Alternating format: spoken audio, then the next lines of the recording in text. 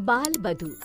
रामपुर गांव के किसान दीनाराम ने अपनी बेटी सुगना की शादी 5 साल की उम्र में ही कर दी और 10 साल की उम्र होते होते सुगना के पति की मौत हो गई। सुगना ने कभी अपने पति का चेहरा तक नहीं देखा था, लेकिन समाज और गांव वालों की तरफ से उसे विधवा का दर्जा दे दिया गया। इस उम्र में सुगना बच्चों की तरह खेलती कूदती, उसे तो विधवा शब्द का मतलब तक नहीं पता था। एक दिन सुगना के सास ससुर दीनाराम के घर आते हैं।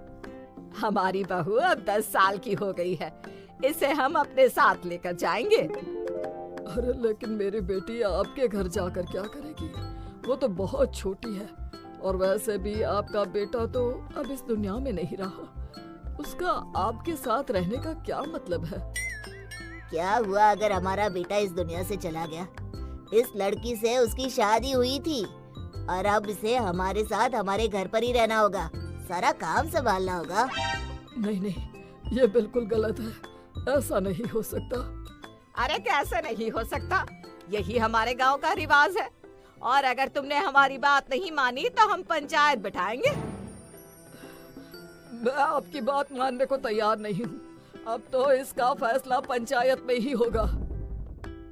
दीनाराम, तुम्हारी बेटी सुगना इनके घर की बहू है और इस नाते उसको इनके साथ जाना चाहिए।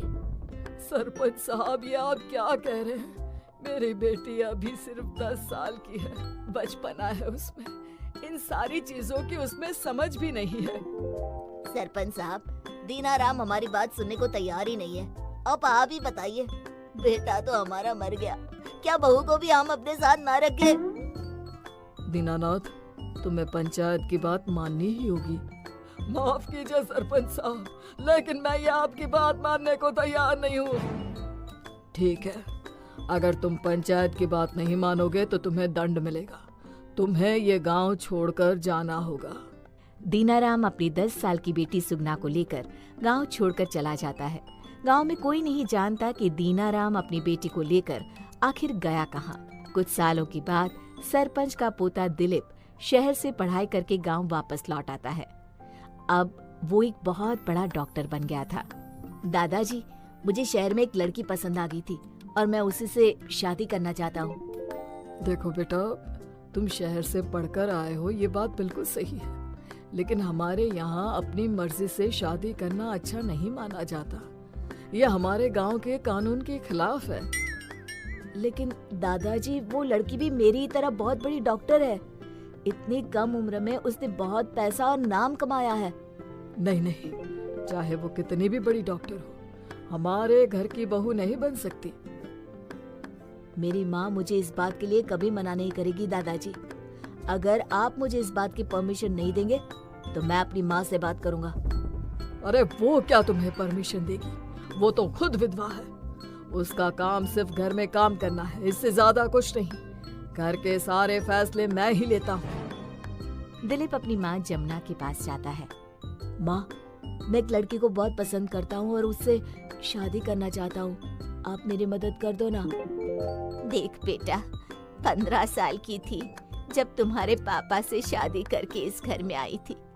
18 साल की उम्र में तुम हो गए और उसके बाद तुम्हारे पापा इस दुनिया को छोड़कर चले गए। तब से लेकर आज तक इस घर में सिर्फ नौकरानी की तरह काम करती आई हूँ।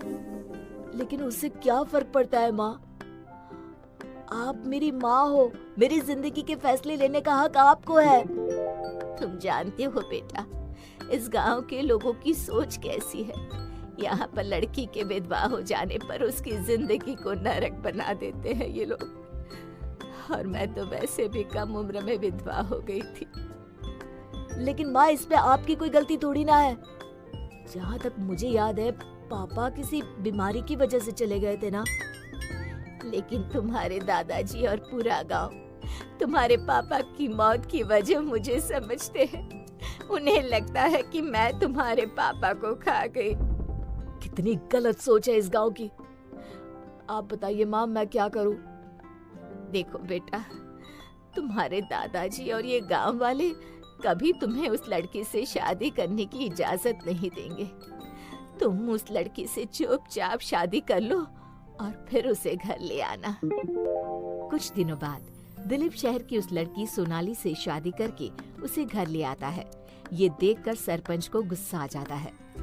मैंने तुम्हें लव मैरिज करने से मना किया था दिलीप। हमारी गांव वालों के सामने क्या इज्जत रह जाएगी। लेकिन मैं और दिलीप एक दूसरे को पसंद करते हैं, इस बात से आपको क्या परेशानी है? है लड़की, तुम डॉक्टर हो, इसका मतलब ये नहीं कि मुझे जवाब दोगी। चुपचाप इस घर से निकल जाओ वरना अच्छा नहीं होगा। दादाजी, हम इस घर से निकलने के लिए नहीं आए। हम दोनों मिलकर इस गांव में एक हॉस्पिटल खोलेंगे और साथ ही यहाँ के लोगों की सोच को भी बदलने की कोशिश करेंगे। और हाँ, आज से माँ भी हमारे साथ ही रहेगी। धीरे धीरे दिलीप और सोनाली मिलकर गांव में एक बड़ा अस्पताल खोलते हैं। दिलीप और सोनाली लोगों की बहुत सेवा करते हैं, उनका फ्री में इलाज करते हैं। ये देखकर गांव के लोग दिलीप और सोनाली को बहुत पसंद करने लगते हैं और उनकी लव मैरिज करने वाली बात को भी भूल जाते हैं। कभी एक दिन दिलीप और सोनाली को पता चलता है कि गांव की किसी लड़की का बाल विवाह करवाया जा रहा है, तो वो दोनों फौरन वहां पहुंचते हैं। ये क्या कर रहे हैं आप लोग? ये लड़की अभी सिर्फ 12 साल की है और आप इसकी शादी करवा रहे हैं। अरे डॉक्टर साहब, ये तो हमारे गांव में बरसों से होता आया है, इसमें गलत क्या है? सब कुछ गलत ही तो है। इतनी कम उम्र में लड़कियों की शादी करते हो। कोई बाल विधवा हो जाती है और कोई जिंदगी भर अपने ससुराल में नौकरानी बनकर रह जाती है। क्या फायदा होगा इतनी कम उम्र में शादी करवाने से? आपको अपनी बेटियों को पढ़ाना चाहिए और सही उम्र में शादी करवानी चाहिए। मेरे पोते और उसकी बीवी का दिमाग खराब हो गया है। इस गांव की परंपरा जैसी है वैसी ही रहेगी। और क्या सबूत है तुम्हारे पास कि लड़कियों के साथ ऐसा कुछ होता है? तभी वहाँ पर एक बुजुर्ग आदमी आता है। गांव के लोग उसे पहचान नहीं पाते, लेकिन ध्यान से देखने पर पता चलता है कि वो दीनाराम था। अरे दीनाराम, इतने बरसों के बाद आज गांव में लौट कर आ गए भाई। क्या हालचाल है? देखने में तो तुम काफी रईस लग रहे हो। कहीं पर डाका डाल दिया क्या?